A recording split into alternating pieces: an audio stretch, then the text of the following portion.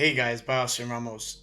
And this Sunday, January 8th, the Miami Dolphins have clinched the final postseason spot in the AFC, clinching the 7th seed after their victory versus the New York Jets, a 6-11 win.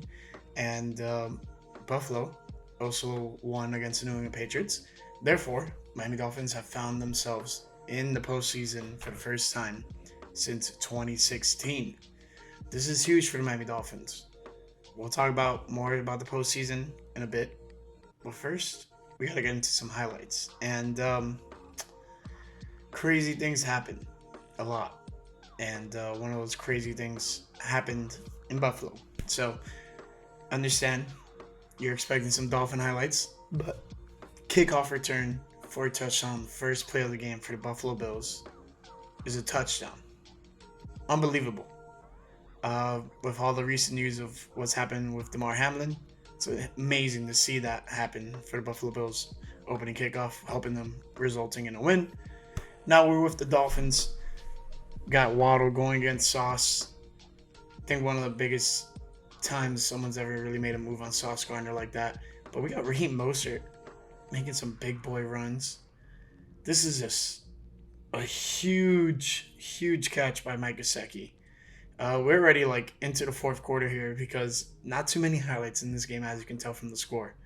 But this was the game-winning field goal by Jason Sanders, and right then and there, from the game that it was, you can almost tell that was the difference maker. Guys on the sideline are loving it. Mike McDaniel, Dan Marino, Nat Moore, Skylar Thompson. Who else we got here? We got Jason Sanders, I believe, pumping his fist. He knows. He's made 3 field goals today. He's loving it. Blake Ferguson, long snapper, he's loving it as well. No's not loving it. Robert Saleh. Robert Saleh and the New York Jets not loving it. Final play of the game. This was the safety. And sorry for spoiling it to you guys, but they started doing laterals with 5 seconds left. Elijah Moore about to get tackled and just launches it. X almost comes down with it, almost gets a touchdown for himself to close off the season. But couldn't bring it down. Is what it is. Either way, Dolphins left that game with a win, a 6-11 win with the safety at the end, and it was a hard-fought win. Not the most promising look to get you in the playoffs, but Dolphins did their thing. All they had to do was handle their business, win the game. From what I know in the broadcast, they said that Mike McDaniel requested that they don't show anything from the Buffalo Bills game at the stadium. Not scores, not plays, nothing. And the stadium people stayed true to that. They didn't show anything from Buffalo. And Miami, the fans knew, but the players had no idea. All they had to do was go out there, play, and handle their business. With that being said, let's get into some team stats. The Miami Dolphins had 17 first downs to the New York Jets 11. Passing first downs, Jets had 9, Dolphins had 7. Rushing first downs, Jets had 1, Dolphins had 9. First downs from penalties, both teams had 1. Third down efficiency, Jets were 7 of 16 on third down, Dolphins were 4 of 13. Not very good.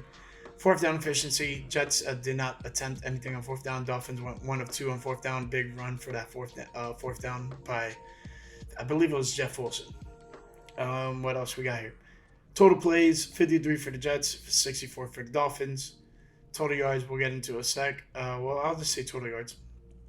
Jets had 187 total yards. Dolphins had 302. Both teams had 9 drives. And everything else we'll get into in terms of stats. Both teams made the red zone twice. Neither one converted in the red zone. Obviously, neither team had a touchdown. Time of possession. New York Jets had the ball for 24 minutes, 35 seconds. Miami Dolphins had the ball for 35 seconds, 25 seconds. Now we'll get into some of the individual stats. But first and foremost, before we get into that, huge by the Miami Dolphins getting into the playoffs. I know questions will be arising. Is Tua going to be back in time? No idea. If he's able to play, do you want to risk it? It's a tough call. Put him out there. Something horrendous happens. and it is just horrible. How could anyone live with themselves if that happens? I'm pretty sure the Dolphins are really treading the line of trying to be safe as possible with him, trying to protect him as much as possible as well. Hoping for the best. I hate to sound like a Debbie Downer. Just don't want to put him out there and then things just go bad and it's not good. So hopefully things go well. And hopefully he can return for the playoffs because, to be honest, I do not see the Dolphins beating the Buffalo Bills without Tua in the lineup. Being a little pessimistic there, but it's going to be a tough shot for the Dolphins to even make that possible. Now, let's get into some of the stats for individual players. Joe Flacco went 18 of 33 for 149 yards. Interesting fact, he wasn't sacked. Tough, but the pressure was there. We'll get into that. Skylar Thompson went 20 of 31 for the Miami Dolphins, 152 yards, and was sacked once for a loss of 12 yards. That was a third down sack. Pretty crucial. Dolphins were moving the ball a lot, and that was one of the plays that I'm pretty sure the Dolphins wish they had back. Rushing for the New York Jets, Zonovan Knight was the leading rusher, 12 carries, 22 yards, longest of 5. Ty Johnson, 5 carries, 12 yards, longest of 12. And Michael Carter, 3 carries, 4 yards, longest of 2. For a total of 38 total rushing yards. Miami Dolphins, Jeff Wilson was the leading carrier with 16 carries, 72 yards, longest of 16. But Raheem Mostert wasn't far off with less carries. Raheem Mostert had 11 carries, 71 yards, and a longest of 21. Then we have Jalen Waddle, 1 carry, 9 yards. Savon Ahmed, 1 carry, 7 yards. Skylar Thompson, 3 carries, 3 yards. Now let's get into some receiving stats. Garrett Wilson led the Jets with 9 receptions, 89 yards, longest of 36 off of 17 targets. That's a lot. We also have Corey Davis, 1 reception, 17 yards. Ty Johnson, 2 receptions, 13 yards. Same thing for Tyler Conklin. Elijah Moore, 1 reception, 11 yards. Jeremy Ruckert, 1 reception, 8 yards. Michael Carter, 2 receptions, 1 yard. Mike Gesicki, leading receiver for the Miami Dolphins, 4 receptions, 46 yards, longest of 32. That was featured in the highlight. Jalen Waddle, 5 receptions, 44 yards, longest of 15. Darren Smythe, 3 receptions, 39 yards, longest of 26. That was a really nice catch by Smythe. The big one, the 26-yarder. Tyreek Hill, 2 receptions, 23 yards. River Craycraft, 1 reception, 5 yards. Eric Uzama, 1 reception, 3 yards. It was the first time he suited up all season long for the Miami Dolphins. We'll see what happens with him going into the playoffs. Jeff Wilson, 2 receptions, 2 yards. And Raheem Mostert had 2 receptions for minus 10 yards for a total of 152. Dolphins rushing, by the way, 162 yards. Big rushing day for the Miami Dolphins. Both teams fumbled. Both teams recovered their own fumbles. We had Elijah Moore, who fumbled one, and I believe it went out of bounds. Oh, that was the safety. And then Zonovan Knight fumbled, and he also recovered his own fumble. For Miami Dolphins, Skylar Thompson fumbled. Connor Williams fumbled one. Skylar Thompson recovered it. That was the mishap snap, if you guys missed it. But, yeah, tough. It would have been very bad had Skylar Thompson not been able to get on top of that ball. We also have Quincy Williams, who was the leading tackler for the New York Jets. 10 total tackles, 9 solo, 1 sack, 1 tackle for a loss, 1 pass deflection, 1 QB hit. CJ Mosley, 7 total, 5 solo, 1 pass deflection, 1 QB hit. Michael Carter, 1 pass deflection. Michael Carter, the second defensive back, not the running back. Jordan Whitehead, 1 pass deflection. Quan Alexander, 1 tackle for a loss. We have 1 QB hit for Nathan Shepard. And Jermaine Johnson and John Franklin Myers both had a QB hit. Carl Lawson had 2 QB hits. Solomon Thomas, 1 QB hit. And same thing for Bryce Huff. Now, with that being said, for the Jets, Miami Dolphins leading tackler was Javon Holland, 7 total, 5 solo, 1 pass deflection.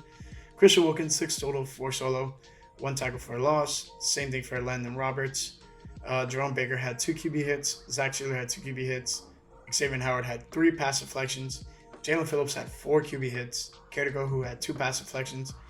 Andrew Van Ginkel had a QB hit. And Bradley Chubb also got a QB hit. That defensive line was getting after Joe Flacco. Notice I said go getting after him and not bringing him down. Dolphins could not bring down Joe Flacco whatsoever. He was able to get the ball out plenty of times without too much duress. He was obviously pressured, but definitely wasn't seemed like things were just out of his control. He was able to manage and still get the ball off a lot of the times. Now for punt returns, Braxton Berrios had 2 punt returns, totaling for 29 yards, longest of 20. And then kicking wise, Greg Zuerlein went 2 of 3 for field goals, and obviously no extra points for either side. Jason Sanders went 3 for 3 on field goals, longest of 50. Greg Zuerlein's longest was 39.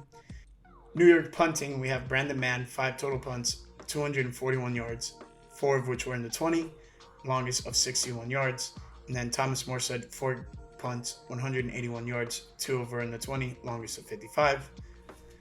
That pretty much sums up all the stats throughout the game. Yeah, this was not a very pretty game. Both teams could not do anything offensively, which I'm all fine for, if the result is beneficial for the Miami Dolphins. But now the Dolphins improved to 9-8. I didn't update it there. But what I did put is playoffs. That's right. The Miami Dolphins are going to the playoffs. Now, it's not going to be easy. It's not going to be easy. The Miami Dolphins will be playing the Buffalo Bills. We'll go over the standings right now.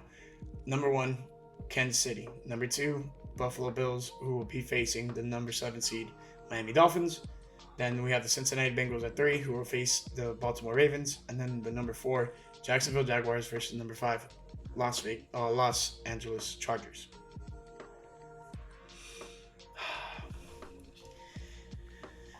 If the Miami Dolphins do not get Tua back in time for this Buffalo Bills game, it's going to be incredibly tough.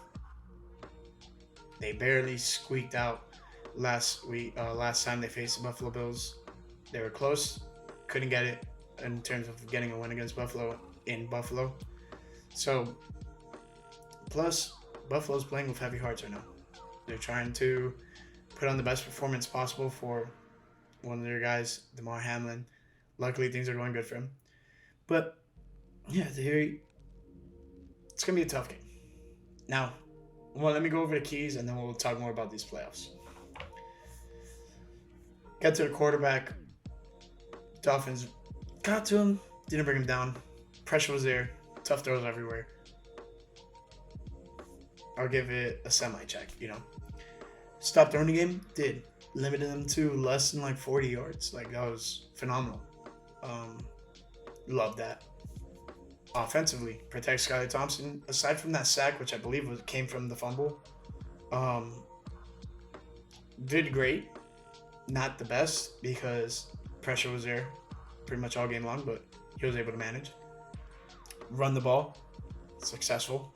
Ran the ball. Probably had one of their better running games all season long. 2 guys with 70-plus yards, and with some having big plays through those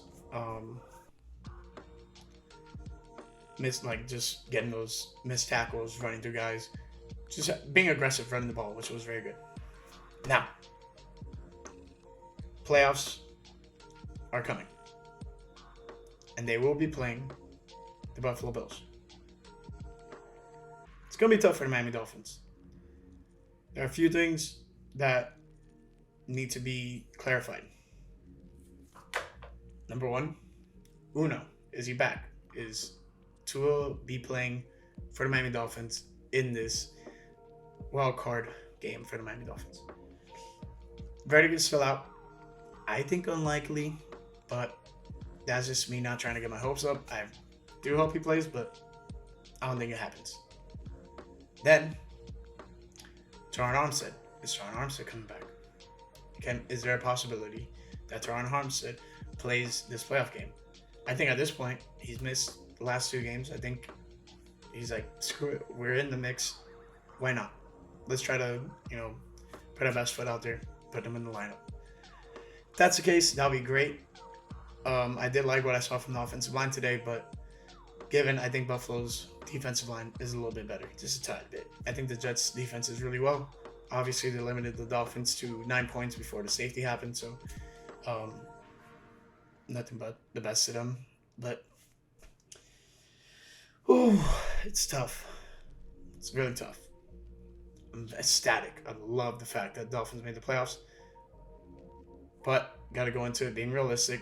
Have a tough matchup against the Buffalo Bills. But hey, man, playoffs.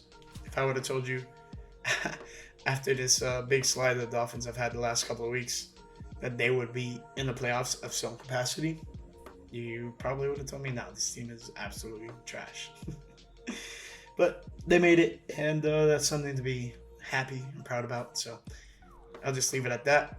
I will be out of town this week, so game picks, not entirely sure what we're going to be doing for that. I'll let you guys will see when the game picks come out, and then in terms of the game preview, I'll try to have one out before the game, just waiting for the schedule to come out for that. Hopefully, really hoping the game is not on Saturday, because that's when I'll be traveling, so hopefully things won't be conflicted there. But with all that being said, hope you guys enjoyed the video, and I'll catch you guys in the next one. Peace. Playoffs, baby.